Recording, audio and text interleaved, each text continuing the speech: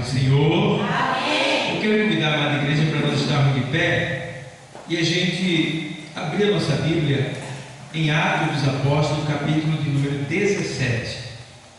Eu levei essa doutrina ontem em Alto do Buriti.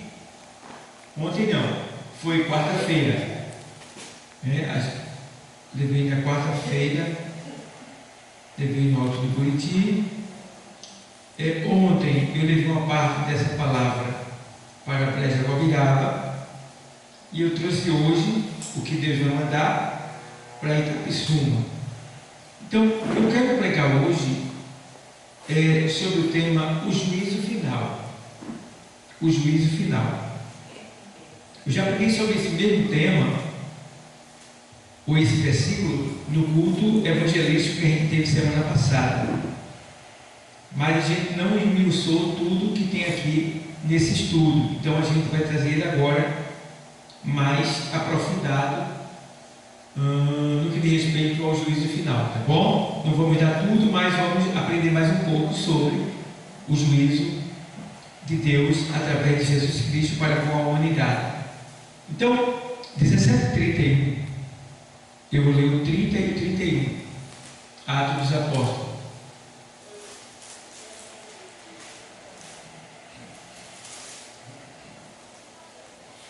O texto diz assim: mas Deus, não tendo em conta os tempos da ignorância, anuncia agora a todos os homens, em todo lugar, que se o quê? Arrependam. Porquanto tem determinado um dia em que com justiça há de julgar o mundo por meio do varão que destinou, e disso deu certeza a todos, ressuscitando-o dos mortos. Amém? Podem sentar. Glória a Deus. Deus, Ele é fiel, Ele é grande, Ele é poderoso, Ele é santo, Ele é fiel e Ele está aqui nesta noite. Amados, nós lemos sobre esse texto. Hoje é um culto denominado culto de doutrina. A gente costuma chamar aqui no Nordeste, para quem está nos assistindo de outro lugar, culto de doutrina. Em outras linguagens, a gente também diz que é culto de estudo da palavra. Em outros lugares, diz que é culto de instrução. Então, a gente, resumindo a história, primeiro ponto, a gente precisa aprender que todo culto é um culto de doutrina. Não importa o dia, se você está ministrando a palavra, você está ministrando uma doutrina. Tá bom? O que é doutrina? Doutrina é um conjunto de normas inquestionáveis. A palavra de Deus, estas normas são esta norma, inquestionável. Tá bom? Então entende bem que eu já vi pessoas assim dia de domingo, Aí a pessoa está na igreja, aí o pregador é usado por Deus naquela cobrança, naquela palavra, de cobrança, de conceito. Aí tem alguém que não tem conhecimento, aí faz assim: hoje é muito doutrina, não é assim? Você já ouviu falar isso? Você já ouviu muito, Hoje é muito doutrina, não, irmão. Aí olha, eu digo, meu Deus, que falta de conhecimento, porque todo culto é um culto de doutrina, porque você está sendo doutrinado com a palavra de Deus. Bom, então a gente leu aqui um texto que foi escrito pelo apóstolo, podemos dizer, Lucas, pelo escritor Lucas. Lucas, de certa forma, não foi um apóstolo, ele foi um doutor médico que se converteu na pregação de Paulo quando Eutico caiu da janela. Vocês já ouviram falar, que tinha um jovem que Paulo começou a pregar, irmão, Eu fico bravo quando vejo esse pessoal que não pode passar 10 minutos, 5 minutos que fica reclamando. Paulo começou a pregar à tarde, entrou pela meia-noite e todo mundo estava lá, sala lotada e ninguém queria sair.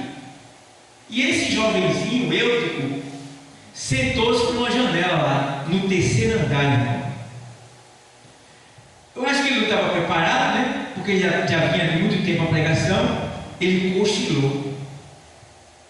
Quando ele cochilou, ele caiu, irmão, do terceiro andar, embaixo. Imagina, no culto de pregação, o menino cai do terceiro andar. Morreu. Quem estava lá? Paulo. E o doutor Lucas. E aí, o que acontece? Todo mundo, aquele boom, né? Aí todo mundo diz, claro, morreu. Aí Paulo para a pregação, desce, chega embaixo.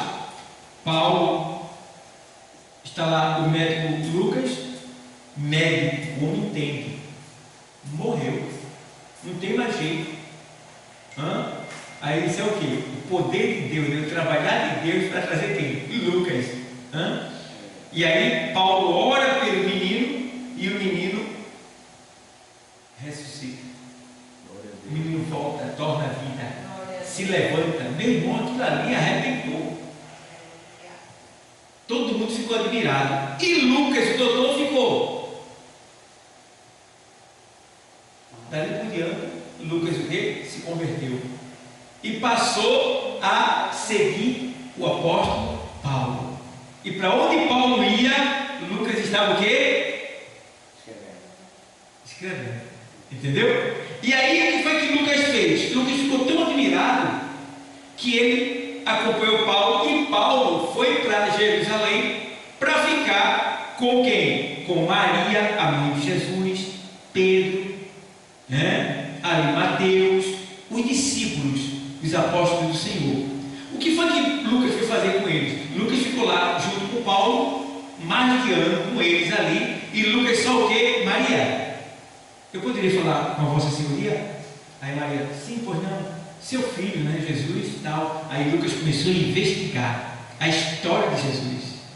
Aí tinha assuntos que Mateus não escreveu, Marcos não escreveu e João não escreveu.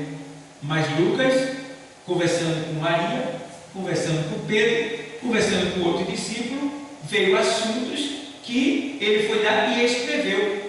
Entendeu? Então tem assuntos em Lucas que só tem Lucas. Então, o que é que a gente vê ali? Lucas tornou-se um escritor da palavra de Deus, um investigador. Então o evangelho escrito por Lucas foi um evangelho escrito através de investigação minuciosa com as pessoas que viveram com Cristo. Lucas não viveu com Cristo, mas o que ele escreveu, o que ele ouviu, viveu com Cristo. Vamos lá.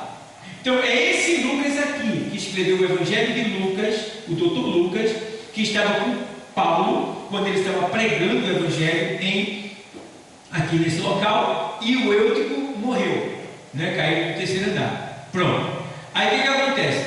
Agora Paulo está onde? Em Atenas. Atenas era uma cidade da Grécia, tá bom? Grega. O que acontece? Atenas, Deus levou Paulo para lá. Aí, claro, Lucas também foi com Paulo, né? Paulo ficou lá em Atenas esperando outros discípulos dele trazer pergaminho, trazer o material para que ele pudesse pregar o evangelho e estudar. Então, quando Paulo chega em Atenas, o que acontece? Aquela cidade era toda pagã. Então Atenas, que era uma cidade da Grécia, ela tinha tanto Deus que se acabou o nome para botar em Deus. Vê bem, em Atenas, na Grécia, tinha Deus para todo tipo de coisa que você imaginar. O pessoal fazia Deus para tudo. Tinha Deus da orelha, Deus do nariz, Deus da boca, Deus da perna, Deus do braço, Deus do olho, Deus do céu, Deus da terra, Deus do mar. Tinha Deus para tudo que você imaginar. Deus do cachorro, Deus do gato, Deus da galinha. Tinha Deus para tudo. Parece que eles inventavam todo dia um Deus para tudo que acontecia dentro de casa, mas eles inventavam Deus. E inventava um Deus e prestava sacrifício àquele Deus que eles inventavam. E aí outro ponto é, o que acontece? Eles inventavam Deus e faziam altares para sacrificar aquele Deus que eles criavam. E chegou um momento de ter tanto Deus em Atenas que tinha mais deuses do que gente morando em Atenas. Vê só que situação. Tinha mais deuses do que habitantes. E aí Paulo fez o que em Atenas? Começou a andar pela cidade. E Paulo admirou-se, porque onde Paulo passava tinha um altar, tinha uma estátua, tinha ali um sacrifício. Onde Paulo passava tinha altares, e Paulo ficou admirado. Disse: rapaz, eu acho que não existiu até hoje, irmão, uma cidade que tivesse mais deuses do que Atenas. Eram muitos deuses: Apolo, Zeus, Marte, Júpiter, Lua, Sol, e daí vai.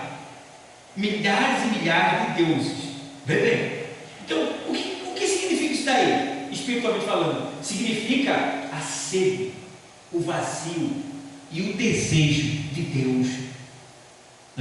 Por que tantos deuses? Porque eles se sentiam vazios. Eles queriam ter Deus, mas eles não sabiam quem era Deus.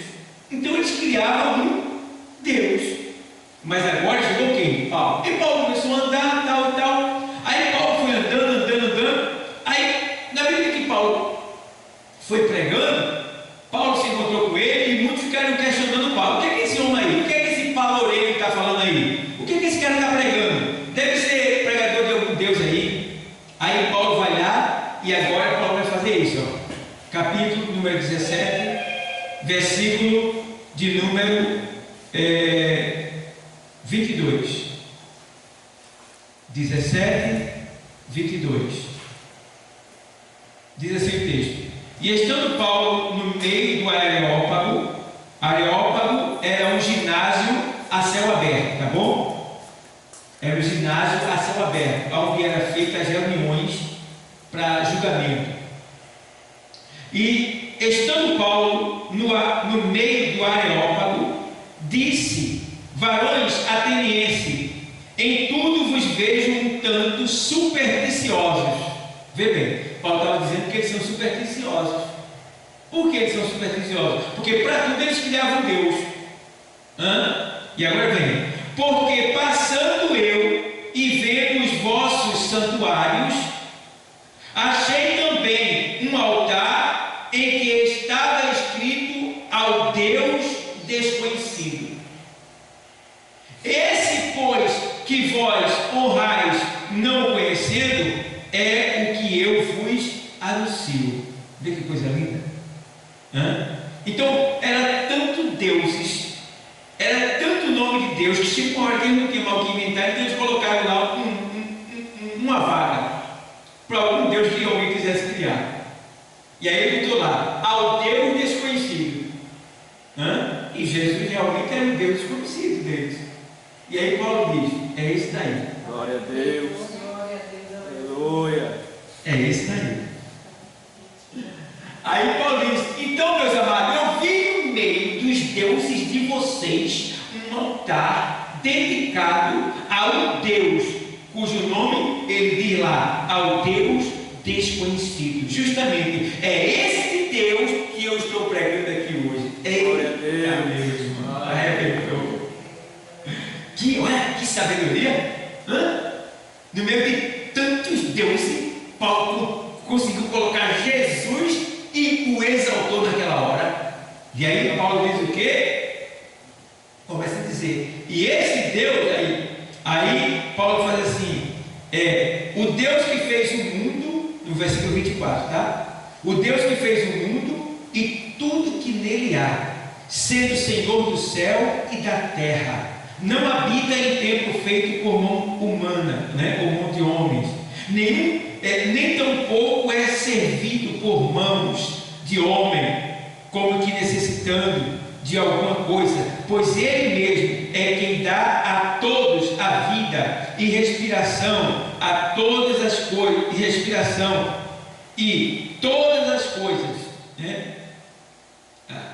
respiração, ou seja, da vida à respiração e todas as coisas, e de um só fez toda a geração dos homens para habitar sobre toda a face da terra, determinando os tempos já dantes ordenados e os limites da sua habitação. E aí vai, Paulo começa a mostrar o poder de Deus, quem é Jesus, o que ele faz, e aí o povo fica meio assim.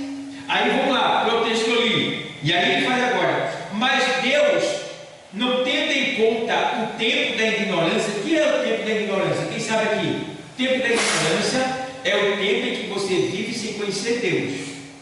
Então, as pessoas que viviam sem conhecer Deus, elas pecavam sem intenção de ferir a Deus, pecavam simplesmente porque são pecadores, e não tinha uma lei para que elas pudessem dizer assim: eu não vou pecar não, porque a lei está dizendo que não é para fazer isso.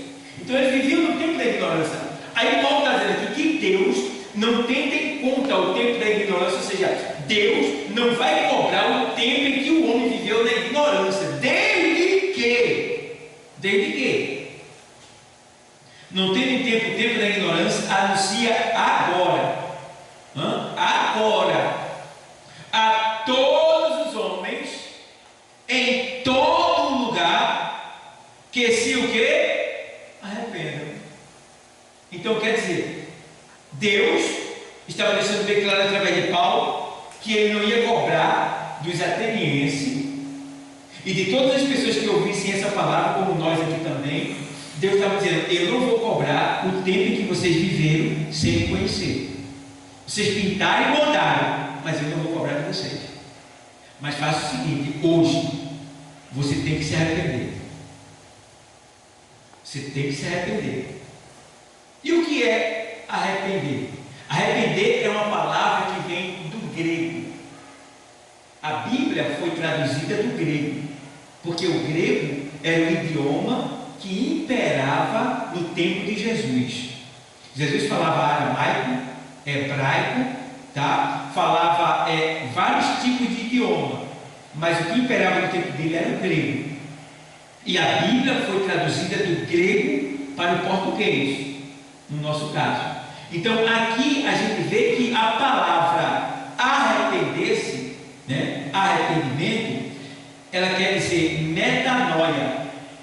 A palavra metanoia quer dizer arrepender ou arrependimento, que quer dizer, esse tipo de palavra metanoia que quer dizer arrependimento, quer dizer que Deus está te dando uma chance de você voltar, dar uma volta completa e começar de novo. Glória a Deus. Vê se você entende. Metanoia é a palavra arrependimento no grego, que significa voltar atrás, dar uma volta completa, que quer dizer o quê? Que quando a gente se encontra com Jesus e se arrepende, a gente começa tudo de novo. É uma nova oportunidade que Ele nos dá, e só Deus tem esse poder de fazer isso, e nos dá essa oportunidade de começar de novo. Entende? Então quer dizer, isso cumpre-se o quê? A palavra dele, que deixa bem claro que ele não vai levar em conta o tempo da ignorância, ele não vai cobrar de nós, certo? Agora que você volte atrás do que você fez e nunca mais pratique, nunca mais viva do mesmo jeito. Então, metanoia, tá bom? Então, ele anuncia a todos os homens, em todo lugar, inclusive aqui hoje, a gente precisa se arrepender. Porque hoje, eu e você, a gente já cometeu pecados que poderiam nos levar para o inferno 10 vezes. Nós que estamos aqui hoje, cristãos, a gente já errou hoje tanto, que os erros da gente daria para nos levar para o inferno umas 10 vezes. Eu não sei, eu não cometi nenhum pecado voluntário hoje, porque eu quis pecar, mas hoje eu já pequei muito, com pensamentos, com palavras e quem sabe com obras. Obra como, pastor? Talvez alguma coisa que eu deveria fazer e não fiz. Ou talvez alguma coisa que eu fiz que não era para fazer. Pensamento como, pastor? Pensamento que vem na cabeça da gente, que a gente pensa. Às vezes você fica irado. Aí você quer que aquela pessoa assuma, entendeu? Isso tudo é pecado, é pensamento. E palavras. Aí você diz assim, você mente sem querer, mentiu sem querer, né? E aí você nem percebeu. Então, o tempo todo a gente está pecando e a gente nem vê. Então, se não fosse a graça de Deus, a gente já seria condenado. Iríamos para o inferno. Porque um pecado só é suficiente para mandar uma pessoa para o inferno. Não precisa muito não, só basta um. Porque a alma que pecar, diz lá em Ezequiel, a alma que pecar, essa o quê? Morrerá. Na lei de Deus era assim. Pecou, está condenado, morreu. Mas a graça veio para quê? Para aplacar a ira de Deus e impedir que a gente fosse morto quando a gente pecar. Aí eu gosto daquele texto, irmãos, que está lá no texto da ceia do Senhor. O texto da ceia, o Senhor diz assim, olha, isto é o meu corpo, que é partido por vós. E na hora do cálice, ele diz, isto é o meu sangue, o sangue da nova e eterna aliança, que o quê? Quem lembra? Que o quê? Que o quê? Que é derramado por vós. Vamos lá? Diga aqui. Que é. Irmão, existe um segredo nesse que muita gente não conhece e não sabe. Não sabe. E o segredo que está nesse é por isso que a gente está aqui hoje. Que quando ele diz assim, olha, isto é o meu corpo, isto é o meu sangue. Vê bem, isto é o meu sangue. O primeiro é está mudo. Isto é o meu sangue. Ele está apontando para o sangue. Isto é o meu sangue. O meu sangue. Aí ele diz: o sangue da nova e eterna aliança. Que a velha está passando. Agora vai vir a nova, que é a dele. Porque todo pacto tem que ser selado com sangue. Então agora ele vai selar o pacto não com sangue de animal, velha aliança, mas com a nova aliança. Que seria o quê? O sangue dele. E aí ele faz: isto é o meu sangue, o sangue da nova e eterna aliança, que é. Então o segredo é o seguinte: esse está numa conotação, verbal, que deixa bem claro uma coisa. Esse quer dizer que o tempo todo o sangue de Jesus é derramado. Quando eu e você peca, pelo fato de a gente ter aceitado Jesus, na hora o sangue é derramado. Mas pastor, mas eu nem me arrependi. Mas Deus já sabe que você vai se arrepender. Você está entendendo? Então o sangue por que o sangue é derramado? Para nos proteger da condenação, para a gente não ser condenado. Porque imagina, se a gente peca o dia todo, então quando Jesus voltar para nos arrebatar, ninguém vai subir. Por quê? Durante o dia alguém tem cometido algum pecado. Não é verdade? Aí cometeu algum pecado. Mas aí tem o quê? A graça, favor que o homem merece, e tem o sangue que é derramado.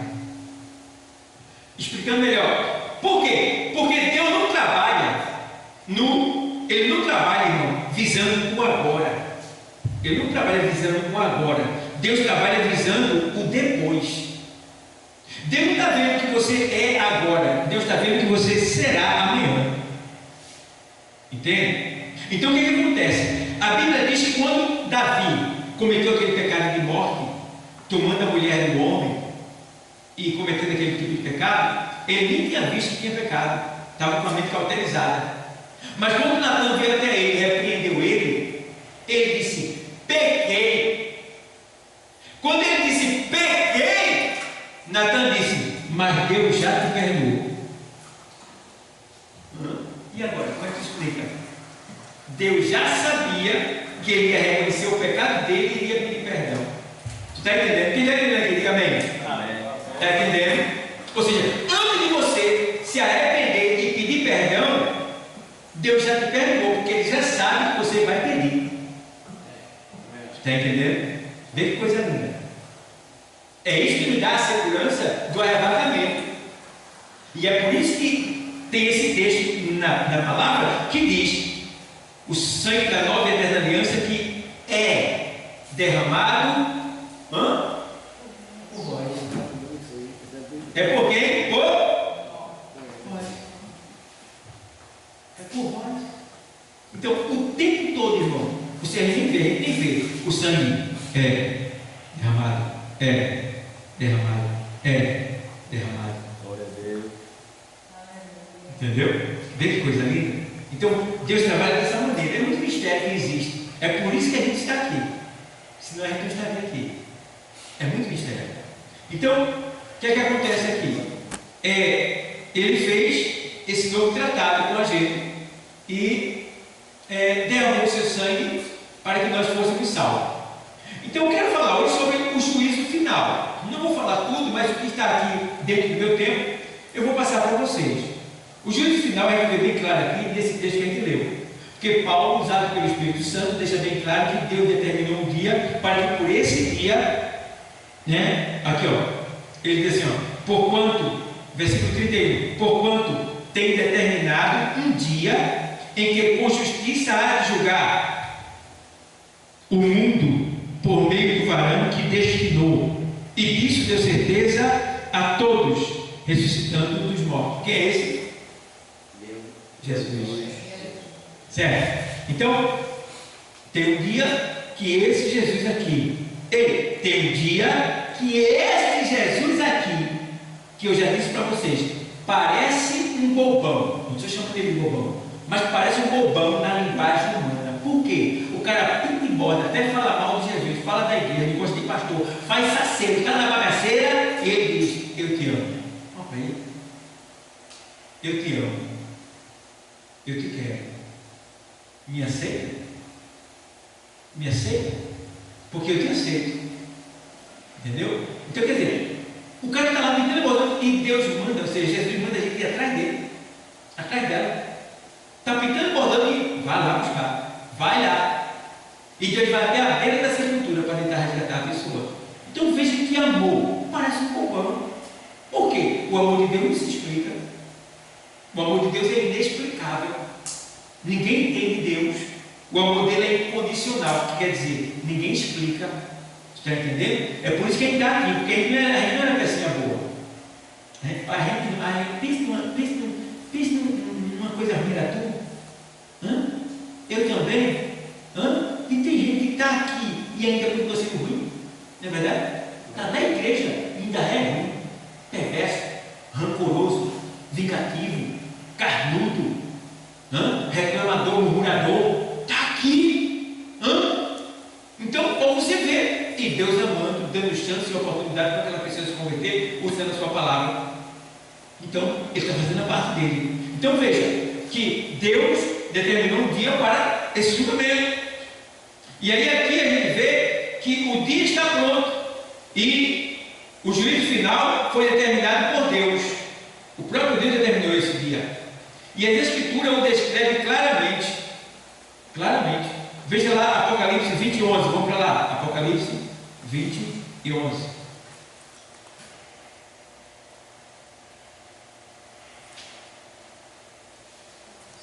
O texto sagrado diz assim: e vi um grande trono branco, e o que estava sentado sobre ele, cuja presença fugiu a terra e o céu, e não se achou lugar para eles. Olha, irmão, escuta bem. E vi um grande trono branco. Essa é a visão que João está tendo do dia do juízo. A visão de João que ele está tendo do dia do juízo. E vi um grande trono branco. Isso é o quê? Quer dizer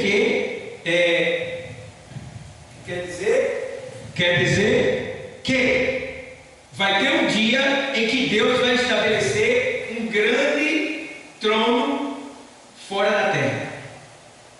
Fora da terra. Para quê? Para julgar a humanidade. Por que fora da terra? Por que fora da terra? Porque todo mundo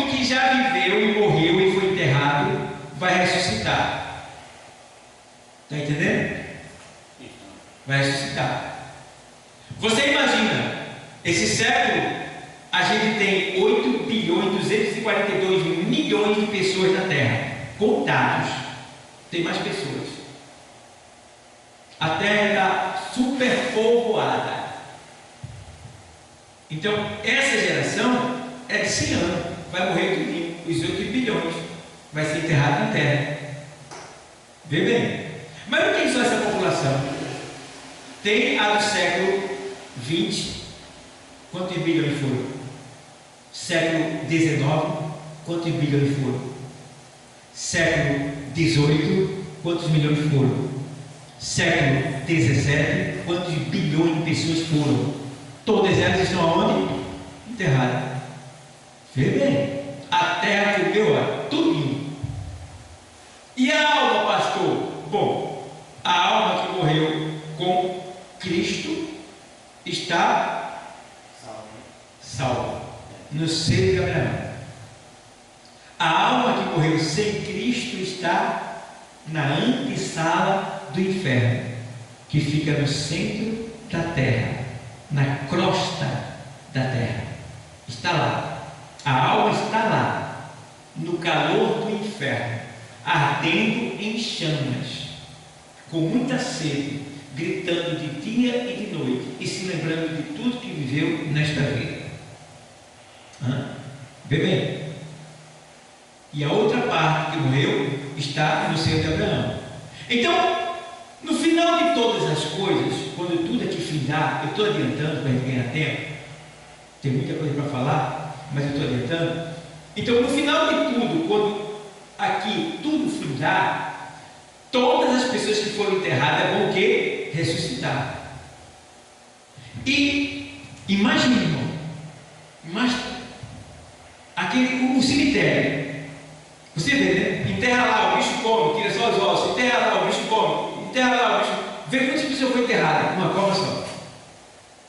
E vai passando anos e anos, e naquele lugar vai sendo enterrado pessoas ali. Imagina.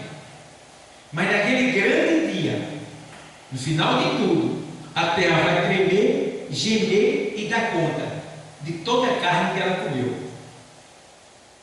E aí todos os corpos, imagina.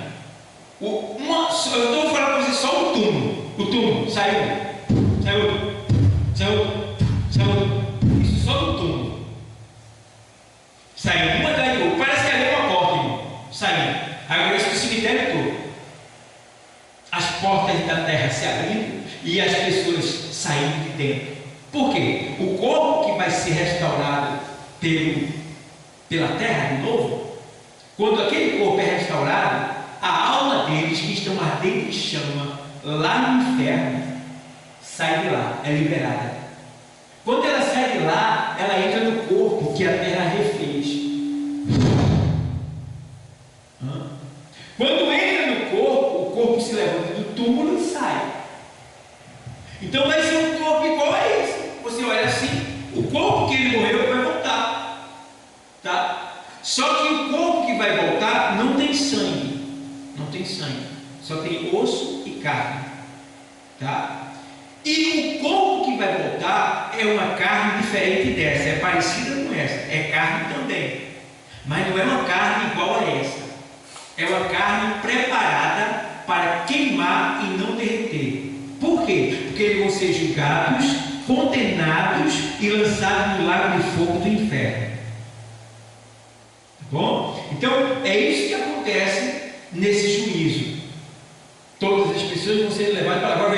Bilhões e bilhões e bilhões e bilhões de pessoas estarão subindo, sendo levadas, né? Quando elas saem do túmulo,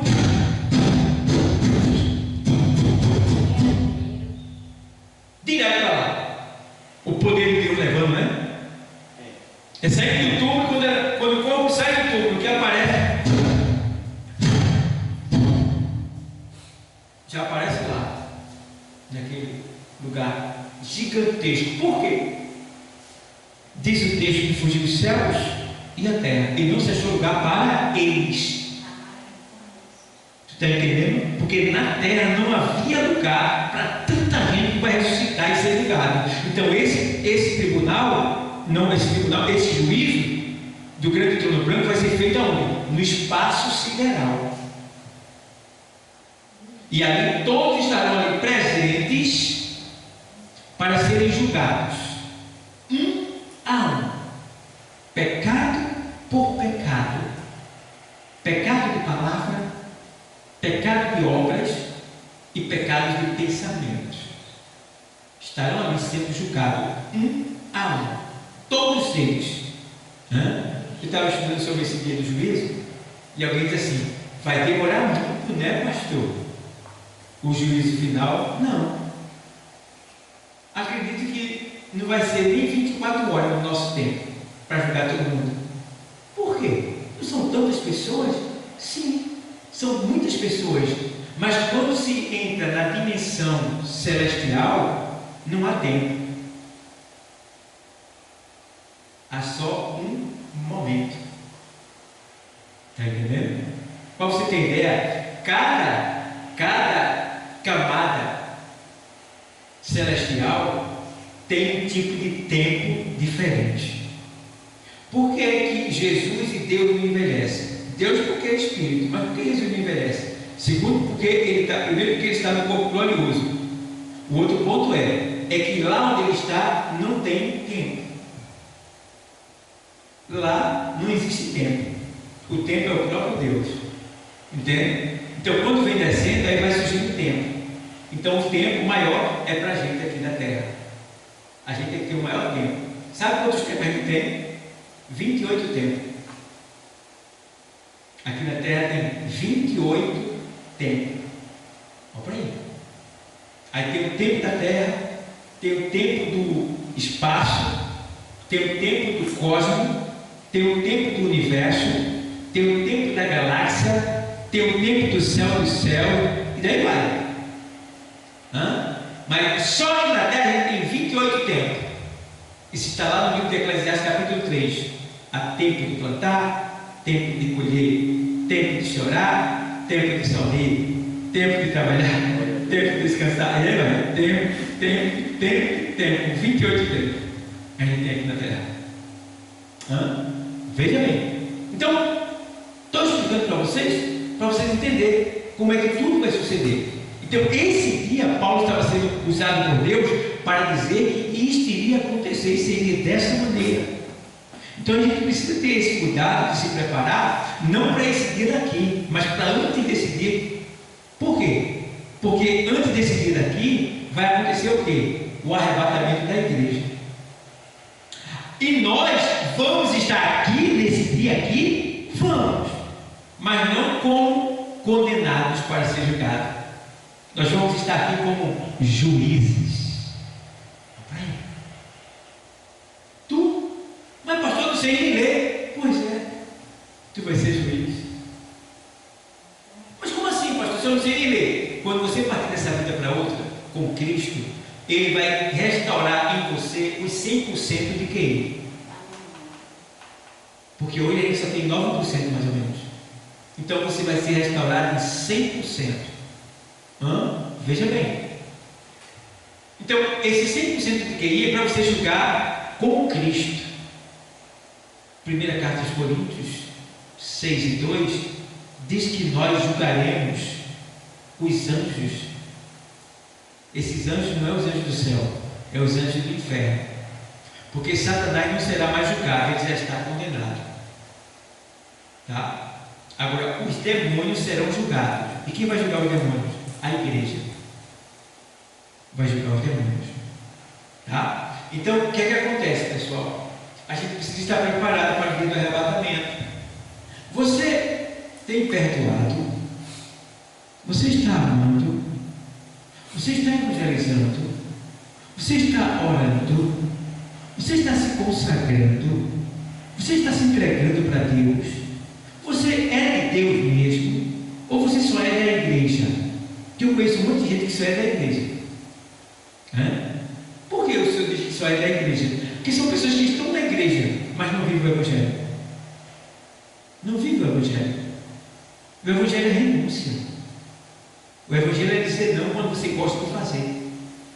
Está entendendo? O Evangelho é você dizer não para você.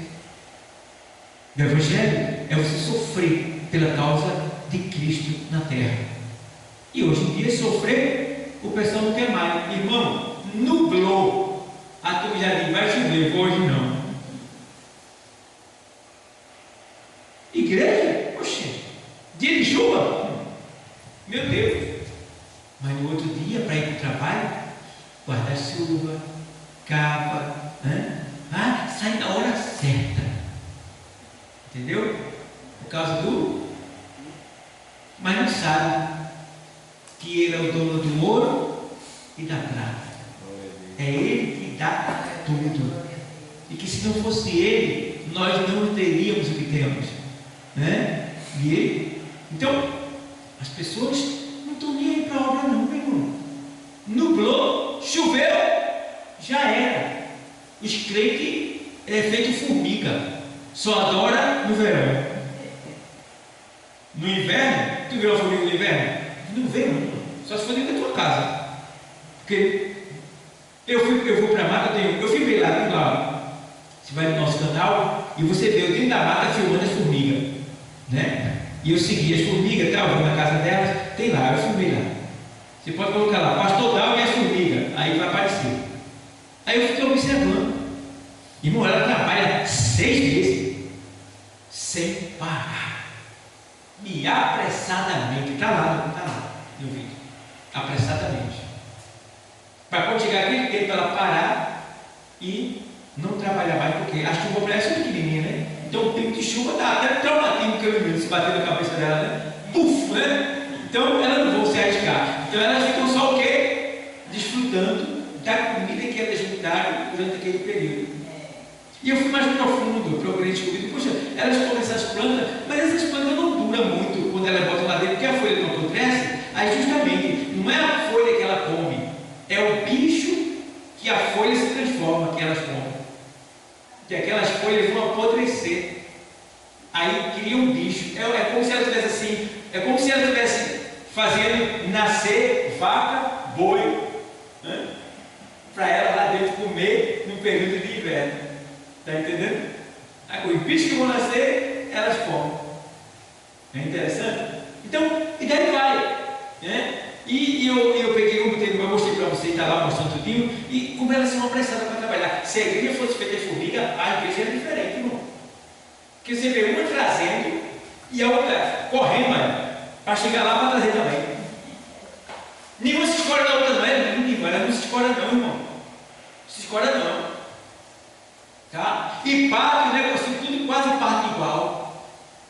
E já vai ela lá, carregando o pezinho lá, e tem uma dela que até fica assim no barulho. O negócio pesado, e ela leva até lá.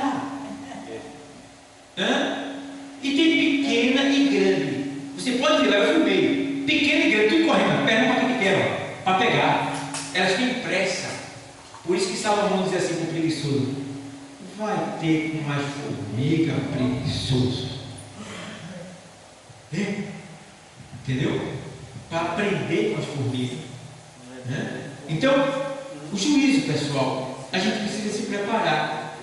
Né? Eu gosto porque eu vou mais profundo com vocês, não está aqui no texto não, mas eu vou me aprofundar nesse sentido para vocês aprenderem mais.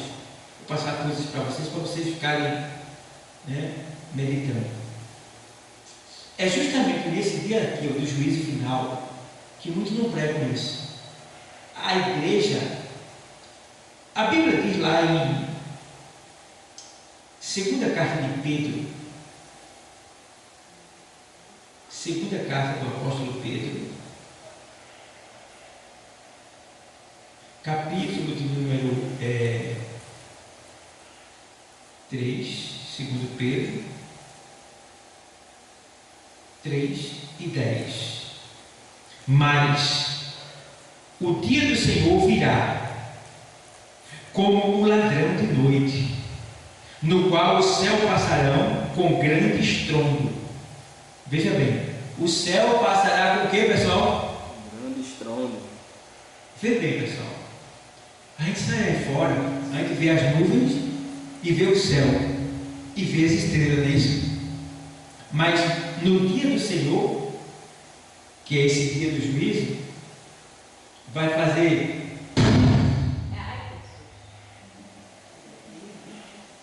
vai sumir os céus, as estrelas, tudo que é de cima, vai ficar só o vago.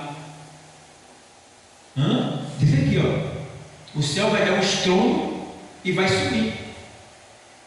Passarão com um grande estrondo, e os elementos ardendo se desfarão. O que é elemento? As coisas que existem na terra. Tem gente que faz questão pelo carro, né? Pela casa, pela moto, pela bicicleta, né? Mata os outros para não dar, para tomar, para não dividir. Meu Deus, os elementos vão se derreter. Está aqui, ó. E os elementos, aqui, ó, né? Um grande estrondo. E os elementos ardendo se desfarão, e a terra e as obras que nela há se o que? Queimarão. A terra e as obras que nela há se queimarão. Quer dizer que a terra vai se tornar uma bola de fogo. E tudo que tem na terra vai derreter, vai se fundir.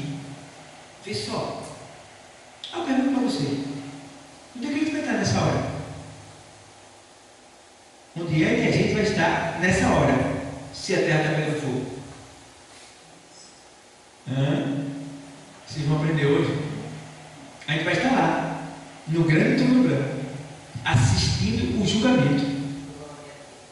E quando a gente estiver lá, assistindo o julgamento e julgando também, a terra vai estar sendo queimada. Aí o que acontece? Por que ela vai estar sendo queimada? Vamos ver o texto.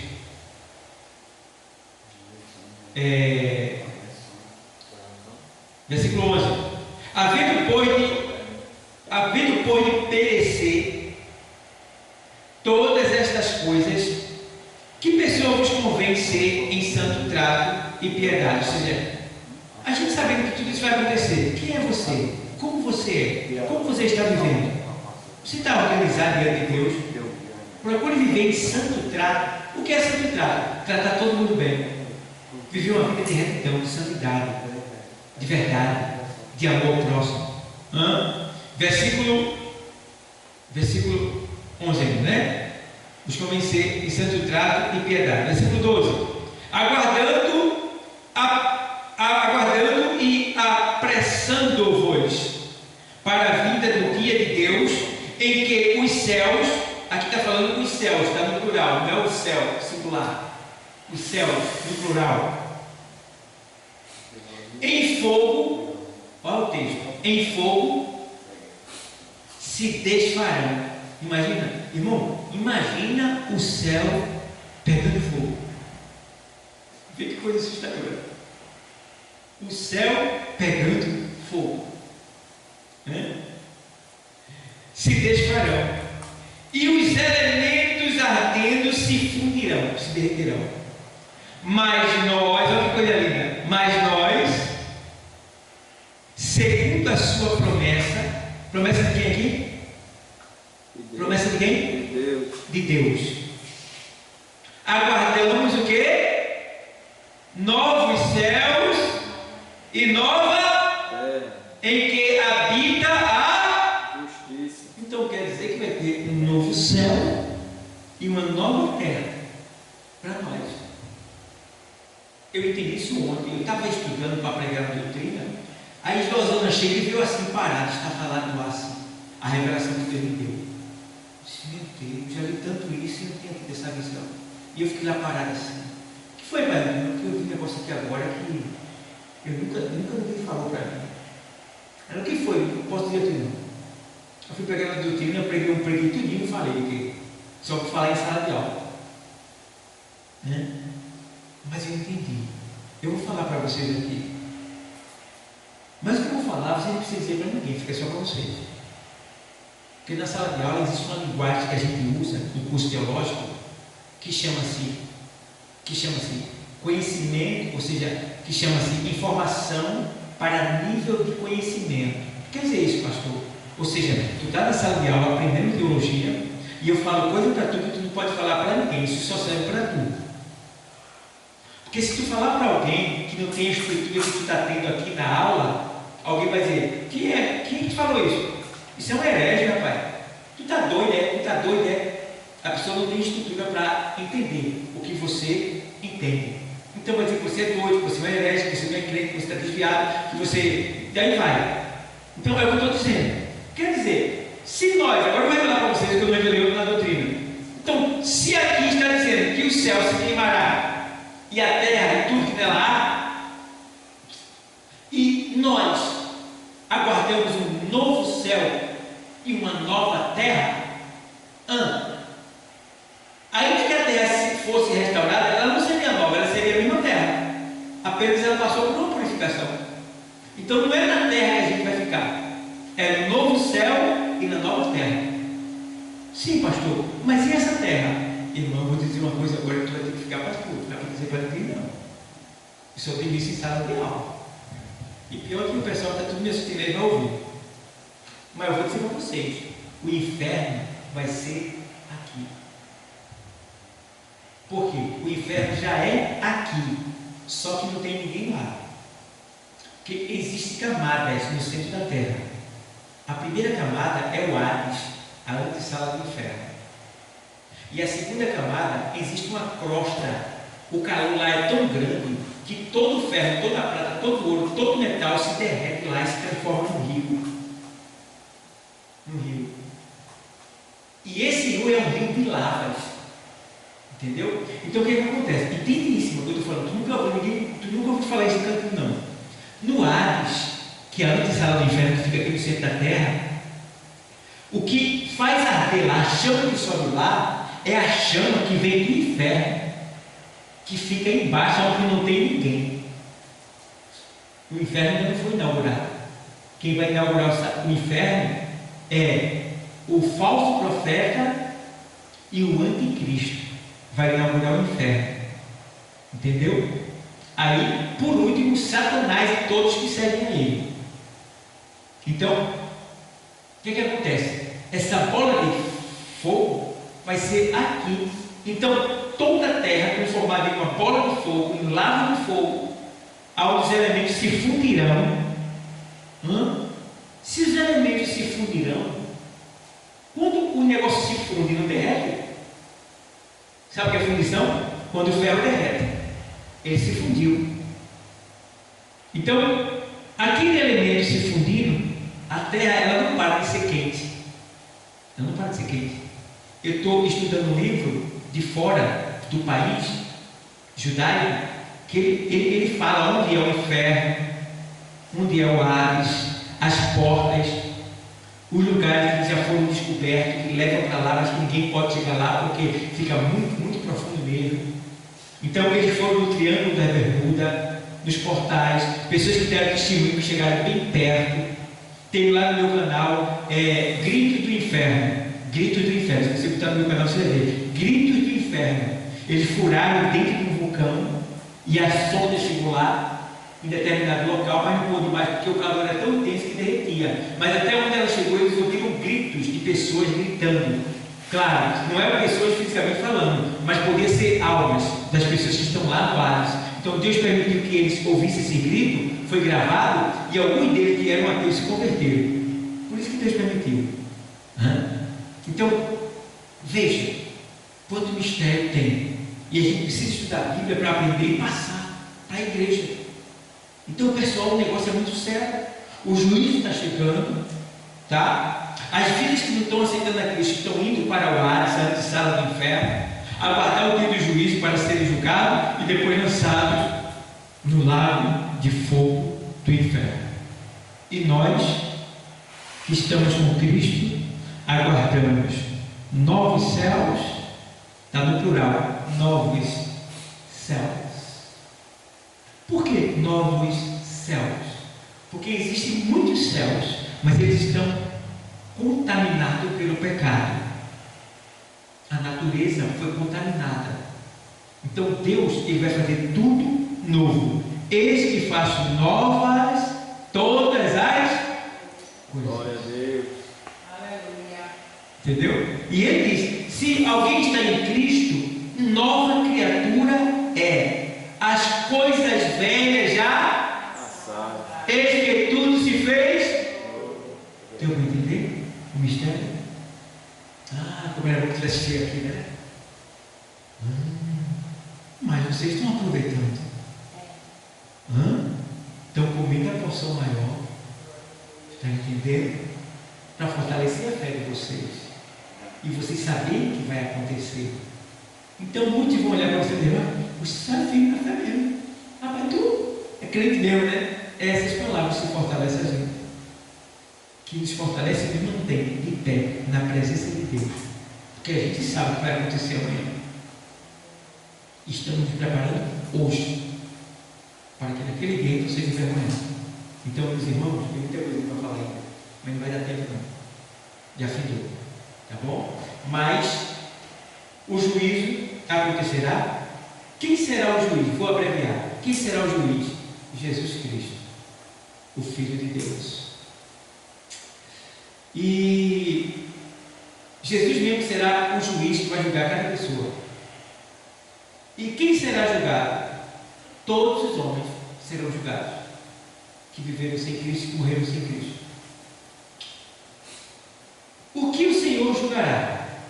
Todas as palavras vãs, todos os pecados ocultos e todos que não tiverem seus nomes escritos no livro da vida.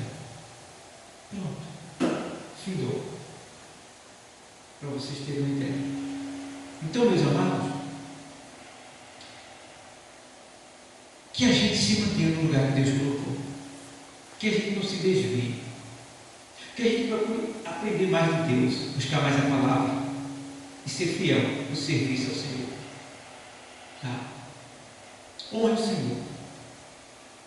O trabalhador é digno do seu.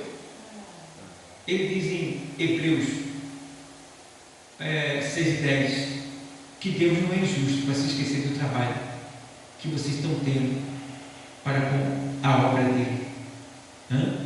Deus não é injusto. E ele diz em Apocalipse: eis que cedo venho e trago comigo o galardão para dar a cada um segundo as suas obras. Então, quem mais trabalhar, mais vai receber. Entendeu? Então, vamos ser fiel. Vamos continuar firmes. Não desista por nada. Honre a palavra de Deus. Evangelize. Se consagre. Ore. Perdoe. Ame. Sirva. Contribua. Invista no reino de Deus. Para que através de você outras igrejas sejam abertas e outras almas sejam alcançadas como você também foi. Certo? Então, que nós venhamos ser achados sem culpa alguma. Porque não é Deus que nos culpa, somos nós mesmos quando erramos. A gente sabe que errou.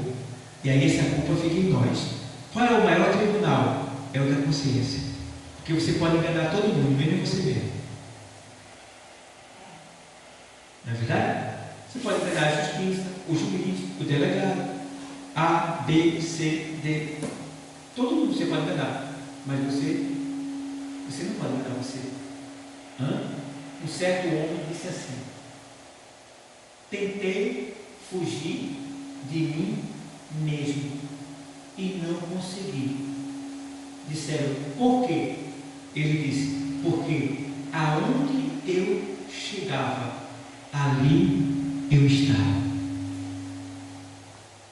O homem pode dizer para a polícia: eu não matei aquela pessoa, e o juiz inocentar ele, mas ele não pode dizer para ele mesmo que não matou, porque o tribunal está dizendo: você matou.